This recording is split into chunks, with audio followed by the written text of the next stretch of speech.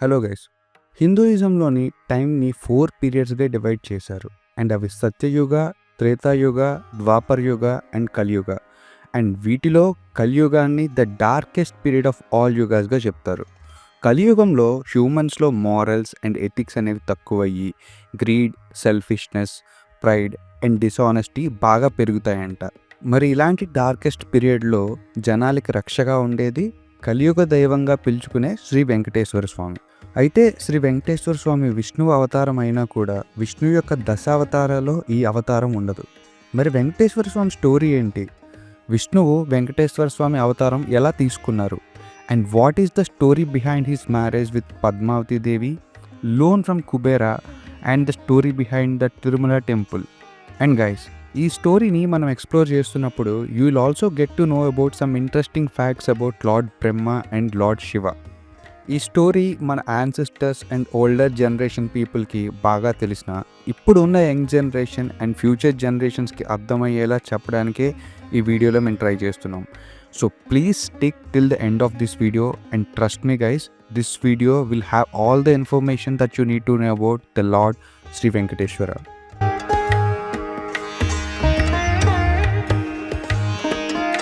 As per the Hindu Puranas, ఒకసారి కశ్యప మహాముని ఒక grand యజ్ఞ కండక్ట్ చేస్తారు. అయితే ప్రతి యజ్ఞం తాలూకా యాగఫలం అంటే ఆఫరింగ్ని ఒక గాడ్కి డెడికేట్ చేస్తారు. కశ్యప మహాముని చేస్తున్న ఈ యజ్ఞం తాలూకా ఆఫరింగ్ని గాడ్స్లోనే అందరికన్నా సుప్రీం గాడ్ ఎవరుంటారో వాళ్ళకి చెందుతుంది అని అంటారు. కానీ అసలు అందరికంటే సుప్రీం గాడ్ అనేది ఎలా డిసైడ్ చేస్తారు? అయితే హిందూ కాస్మాలజీ ప్రకారం మొత్తం 14 లోకాలు ఉన్నాయి. ఇవి 7 అప్పర్ లోకాస్ అండ్ 7 లోవర్ లోకాస్గా డివైడ్ అయ్యి ఉన్నాయి. అండ్ ఎర్త్, అదే మన హ్యూమన్స్ ఉంటున్న లోకం ఏదైతే ఉందో, ఈ 7 అప్పర్ లోకాస్లో ఉన్న లాస్ట్ లోకమైన భూలోకం. అండ్ 7 లోవర్ లోకాస్ అయిన అతల, వితల, సుతల, తతల, రసాతల, మహాతల అండ్ పాతాల లోకాస్లో డీమన్స్, నాగాస్ అండ్ దానవాస్ ఉంటారు.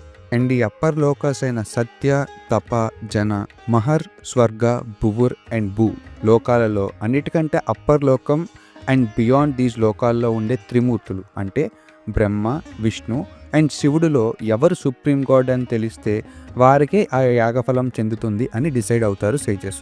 సో ఎవరు సుప్రీం అని డిసైడ్ చేయడానికి వారు సప్త ఋషుల్లో ఒకరైన భృగు మహర్షిని అప్రోచ్ అవ్వమని నారదుడు చెప్తారు. అండ్ స్పెసిఫిక్గా భృగు మహర్షికే ఈ టాస్క్ ఎందుకు ఇచ్చారు అంటే, Bhrigu Maharshi who is also part of Sapta Rishi had a key role in the creation of cosmic order. And Bhrigu Maharshi తన రైట్ ఫుట్ మీద ఒక థర్డ్ ఐ ఉంటుంది, which also symbolises all the ego and pride in the world. And కలియుగంలో హ్యూమన్స్కి ఉండే worst క్వాలిటీస్లో one of the top క్వాలిటీస్గా ఉండేవి ఈ ప్రైడ్ అండ్ ఈగో. సో వీటిని ఎవరైతే డిస్ట్రాయ్ చేయగలుగుతారో వారే సుప్రీం గాడ్ అన్నట్టు డిసైడ్ అవుతారు. And that's the reason they chose Bhrigu. Bhrigu Maharshi Brahma, Shiva and విష్ణుని విజిట్ చేసి వీరిలో ఎవరు సుప్రీమో డిసైడ్ చేయడానికి మొదటిగా బ్రహ్మదేవుడి దగ్గరికి వెళ్తారు. And as I mentioned earlier, భృగుకి ఈగో అండ్ ప్రైడ్ అనేది చాలా ఎక్కువ. So he cannot tolerate ignorance from anyone, even from the gods. Bhrigu వెళ్ళే టైంకి బ్రహ్మ అండ్ అతని వైఫ్ అయిన సరస్వతి యూనివర్స్ క్రియేషన్లో బిజీగా ఉన్నారు. సో భృగు మహర్షిని అతను వచ్చారని నోటీస్ చేయలేదు. దాంతో కోపం వచ్చిన భృగు మహర్షి నిన్ను భూలోకంలో ఎవరు పూజించరు అనే కర్స్ని బ్రహ్మకి ఇస్తారు. And that is the reason మీరు బ్రహ్మకి టెంపుల్స్ కానీ పూజలు కానీ చూడరు. అండ్ అక్కడి నుండి భృగు మహర్షి కైలాసంకి వెళ్తారు, where lord Shiva resides. Bhrigu వెళ్ళే టైంకి లార్డ్ శివ అండ్ అతని వైఫ్ పార్వతి ఒక డిస్కషన్లో ఉంటారు. And same like Brahma, Shiva కూడా భృగు వచ్చినట్టు నోటీస్ చేయరు. అండ్ దాంతో భృగు మహర్షి శివుడికి నిన్ను హ్యూమన్స్ ఓన్లీ లింగం రూపంలో మాత్రమే పూజిస్తారు అనే కర్స్ని ఇస్తారు. And this is the reason behind why lord Shiva is worshipped in the form of a lingam and not like a godly avatar like any other god. And at last Bhrigu Maharshi వైకుంఠంని విజిట్ చేస్తారు, where lord Vishnu resides. విష్ణువు ఆ టైంకి వైకుంఠంలో శేషనాగు మీద పడుకొని ఉంటారు.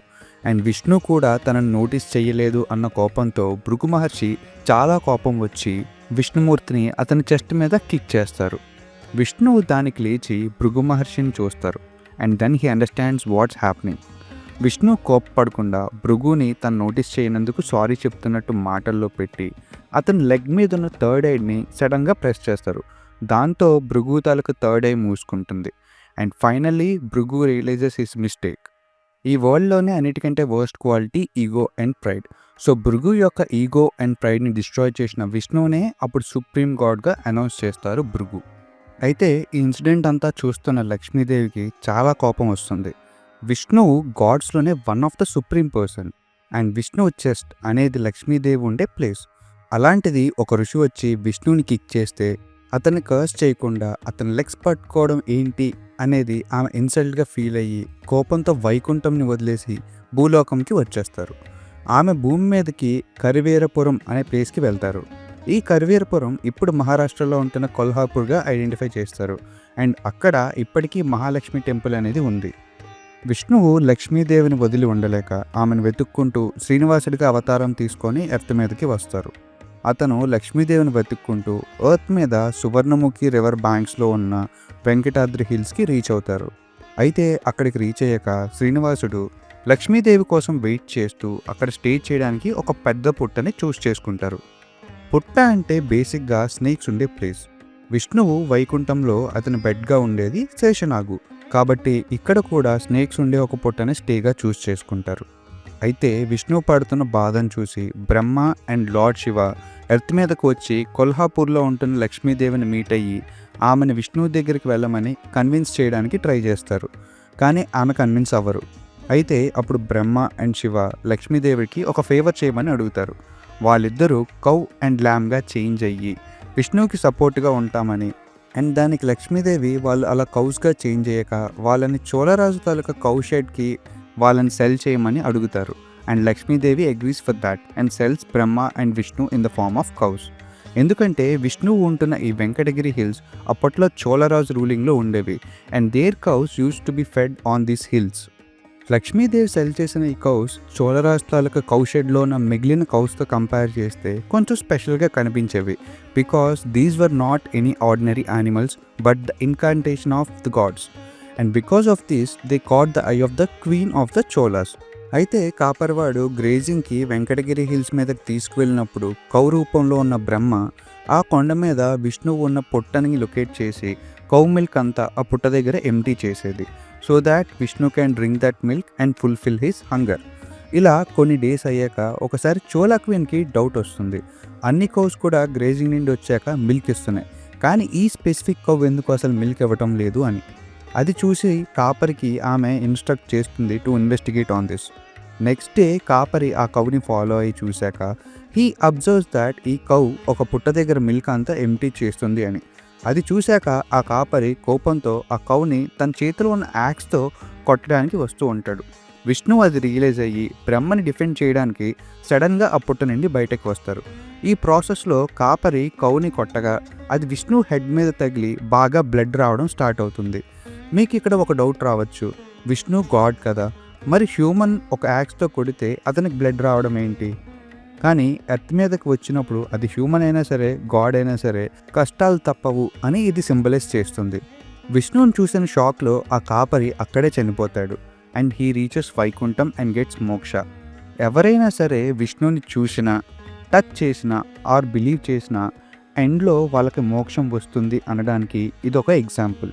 ఈ ఇన్సిడెంట్ అంతా చోళరాజ్కి ఒక ఏజెంట్ చెప్పగా అతను ఈ హిల్స్ మీదకి వచ్చి విష్ణువుని చూస్తారు. ఆ కింగ్ని చూసిన విష్ణువు కోపంతో నువ్వు గోస్ట్గా అయిపో అని కర్స్ చేస్తారు. దానికి రీజన్ ఏంటి అంటే జనరల్గా కాపర్ దగ్గర క్యాటిల్ని కంట్రోల్ చేయడానికి ఉండాల్సింది ఒక స్టిక్, కానీ యాక్స్ కాదు. యాక్స్ యూజ్ చేయడం వల్ల క్యాటిల్కి చాలా హార్మ్ జరుగుతుంది. అండ్ హిందూయిజంలో కౌని సింబల్ ఆఫ్ ధర్మగా చెప్తారు. అలాంటిది కిల్లింగ్ ఏ కౌ అంటే గోహత్య చాలా పెద్ద పాపంగా చెప్తారు. సో ఒక కింగ్ తన రాజ్యాన్ని ఎలా రూల్ చేస్తున్నారో ఆ కింగ్డమ్లో ఉన్న పీపుల్ బిహేవియర్ బట్టి చెప్పచ్చు. సో ఒక నార్మల్ కాపరి క్యాటిల్ని కంట్రోల్ చేయడానికి ఇంత హార్ష్గా యాక్స్ని యూజ్ చేస్తున్నారు అంటే ఆ కింగ్ రూలింగ్ ఎలా ఉంటుంది అని ఈ కర్స్ని పెడతారు. అయితే గోస్ట్గా మారిన చోళరాజు విష్ణువుని కర్స్ నుండి ఫ్రీ చేయమని రిక్వెస్ట్ చేసుకుంటారు. అప్పుడు విష్ణువు నువ్వు మళ్ళీ ఎర్త్ మీద ఆకాశరాజుగా జన్మిస్తావు అండ్ ఆ లైఫ్లో అతనికి ఒక డాటర్ పుడుతుందని అండ్ ఆ డాటర్ని విష్ణువుకి ఇచ్చి మ్యారేజ్ చేయడం వల్ల అతని కర్స్ నుండి ఫ్రీ అవుతారు అని చెప్తారు. అది విన్న ఆ గోస్ట్ ఎర్త్ నుండి వెళ్ళిపోతుంది. ఈ ఇన్సిడెంట్ తర్వాత కొన్ని డేస్ వరకు విష్ణువు అదే శ్రీనివాసుడి అవతారంలో ఎర్త్ మీద జరుగుతున్న గుడ్ డీడ్స్ అండ్ బ్యాడ్ డీడ్స్ని అబ్జర్వ్ చేస్తూ ఉంటారు. అలా ఒకరోజు వెంకటగిరి హిల్స్ మీద తిరుగుతున్నప్పుడు అతనికి వరాహస్వామి ఎదురుపడతారు. ఈ వెంకటగిరి హిల్స్ ఆ టైంలో వరాహస్వామి హోమ్గా ఉండేవి. అది చూసిన వరాహస్వామి శ్రీనివాసుడిని ఎవరు నువ్వు అని అడుగుతారు. And then lord Srinivasa explains his story and tells him that he needs to stay on that hill for some more time. దానికి వరాహస్వామి పర్మిషన్ అడుగుతారు. అయితే వరాహస్వామి దానికి అగ్రీ చేస్తారు. కానీ శ్రీనివాసుడు అక్కడ స్టే చేస్తున్నందుకు అతనికి రెంట్ పే చేయాలి అని అంటారు. కానీ వెల్త్కి గాడెస్ అయిన అతని వైఫ్ లక్ష్మీదేవి అతన్ని వదిలి కొల్హాపూర్లో ఉండడం వల్ల శ్రీనివాసుని దగ్గర మనీ ఉండదు. దానికి బదులుగా శ్రీనివాసుడు వరాహస్వామితో ఇలా అంటారు, నేను ఈ కొండ మీదనే ఉంటాను అండ్ నన్ను దర్శించుకోవడానికి వచ్చే డివోటీస్ అందరూ కూడా ఫస్ట్ నేను విజిట్ చేసి వాళ్ళ ఆఫరింగ్స్ని ఇస్తారు అనే వరాన్ని ఇస్తారు. అందుకే ఈ రోజుకి కూడా తిరుమలలో వెంకటేశ్వర స్వామి దర్శనంకి వెళ్లే ముందు డివోటీస్ వరాహస్వామి టెంపుల్ని విజిట్ చేస్తారు. గైస్, ఇక్కడ చూసినట్టయితే బోత్ వెంకటేశ్వర స్వామి అండ్ వరాహస్వామి ఇద్దరు కూడా విష్ణు తాలూకా అవతార్సే. ఈ ఇన్సిడెంట్ వల్ల హిందూయిజంలో ప్యారలల్ లైఫ్ థియరీని కూడా డినోట్ చేయడం మనం చూడొచ్చు. అయితే శ్రీనివాసుడికి హెల్ప్గా ఉండమని వరాహస్వామి తన అసిస్టెంట్గా ఉండే వకులాదేవిని ఇన్స్ట్రక్ట్ చేస్తారు. ఈ వకులాదేవి ముందు లైఫ్లో కృష్ణుడి మదర్ అయిన యశోదాదేవినే. ఆ లైఫ్లో ఆమె కృష్ణుడిని చిన్నప్పటి నుండి పెంచినా కానీ అతనికి దగ్గరుండి మ్యారేజ్ చేయలేకపోతారు. అండ్ ఆ లోటుని తీర్చడానికి కృష్ణుడు యశోదాదేవికి వరం ఇస్తారు, మీ నెక్స్ట్ లైఫ్లో మీరు నాకు మ్యారేజ్ చేస్తారు అని. అండ్ వకులాదేవి అప్పటి నుండి శ్రీనివాసుడిని తన ఓన్ సన్లా చూసుకుంటూ అతని హెల్ప్గా ఉంటారు. ఇదిలా ఉండగా శ్రీనివాసుడు చెప్పినట్టుగా చోళరాజు తన నెక్స్ట్ లైఫ్లో ఆకాశరాజుగా జన్మిస్తారు. అండ్ అతని మ్యారేజ్ తర్వాత చాలా డేస్ వరకు వాళ్ళకి పిల్లలు లేకపోవడం వల్ల అతను ఒక యాగంని కండక్ట్ చేస్తారు. అండ్ దానిలో పాటుగా అతను ఒక ఫీల్డ్ని దున్నాలి, అంటే ప్లౌ చేయాలి. ఆ టైంలో అతనికి ఫీల్డ్లో ఒక లోటస్ ఫ్లవర్ లాంటి బాస్కెట్లో ఒక చిన్న అమ్మాయి కనిపిస్తుంది. అతని దగ్గరికి వెళ్ళగానే స్కై నుండి అతనికి ఒక వాయిస్ వినిపిస్తుంది, ఆ అమ్మాయిని డాటర్గా అడాప్ట్ చేసుకో అని. అండ్ ఆ రాజు ఆ అమ్మాయిని అడాప్ట్ చేసుకొని ఆమెకి పద్మావతి అనే నేమ్ పెడతారు. ఆఫ్టర్ దాట్ అతని వైఫ్ ఒక బాయ్కి జన్మనిస్తారు and he is named as వసుధానుడు. అలా పద్మావతి పెరిగి పెద్ద అయ్యాక ఆకాశరాజు ఆమె కోసం మ్యారేజ్ అలయన్సెస్ చూడడం స్టార్ట్ చేస్తారు. ఒకరోజు పద్మావతి ఫారెస్ట్లో తిరుగుతూ ఉంటారు. అదే టైంలో ఆ ఏరియాలో ఒక వైల్డ్ ఎలిఫెంట్ పీపుల్ని అటాక్ చేస్తుంది.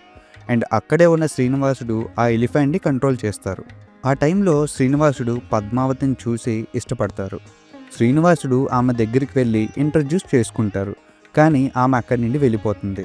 అయితే శ్రీనివాసుడు ఇంటికి తిరిగి వెళ్ళాక పద్మావతి గురించి ఆలోచిస్తూ ఉంటారు. అది చూసిన వకులాదేవి విషయం తెలుసుకొని ఆకాశరాజు దగ్గరికి మ్యారేజ్ అలయన్స్ కోసం వెళ్తారు. అలా పద్మావతి అండ్ శ్రీనివాసుల మ్యారేజ్ ఫిక్స్ అవుతుంది. ఈ మ్యారేజ్కి శ్రీనివాసుడు Brahma, Shiva and other gods and సేజెస్ని ఇన్వైట్ చేస్తారు. అలాగే కొల్హాపురిలో ఉంటున్న గాడెస్ లక్ష్మీదేవిని కూడా ఇన్వైట్ చేస్తారు. అయితే ఈ పద్మావతి దేవి ఎవరు అని చెప్పడానికి ఒక్కో పురాణంలో ఒక్కో స్టోరీ ఉంది. బట్ చాలా వరకు ఉండే స్టోరీ ప్రకారం రావణాసురుడు సీతాదేవిని ఎత్తుకు వెళ్ళాక ఆమెకి హెల్ప్ చేయడానికి వేదవతి అనే ఆవిడ సీతాదేవిగా డిస్గైజ్ అయ్యి ఆమెకు హెల్ప్ చేశారంట. దానికి బదులుగా సీతాదేవి రాముడిని రావణ సంహారం తర్వాత వేదవతిని కూడా మ్యారేజ్ చేసుకోమని అడిగారంట. కానీ రాముడు ఏకపత్ని వ్రతుడు, అంటే he is determined and dedicated to have only one single wife and that is Sita. కానీ సీతాదేవి కోరిక ప్రకారం వేరే జన్మలో వేదవతిని మ్యారేజ్ చేసుకుంటా అని ప్రామిస్ చేస్తారంట. అండ్ ఆ వేదవతియే పద్మావతిగా ఈ జన్మలో పుట్టారు అని అంటారు.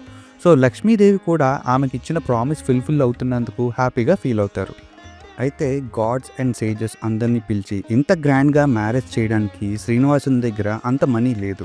సో అతను లార్డ్ కుబేరా దగ్గర లోన్ కోసం వెళ్తారు. లక్ష్మీదేవి తర్వాత కుబేరుడిని గాడ్ ఆఫ్ వెల్త్గా బిలీవ్ చేస్తారు. And he is also the king of యక్షలోక.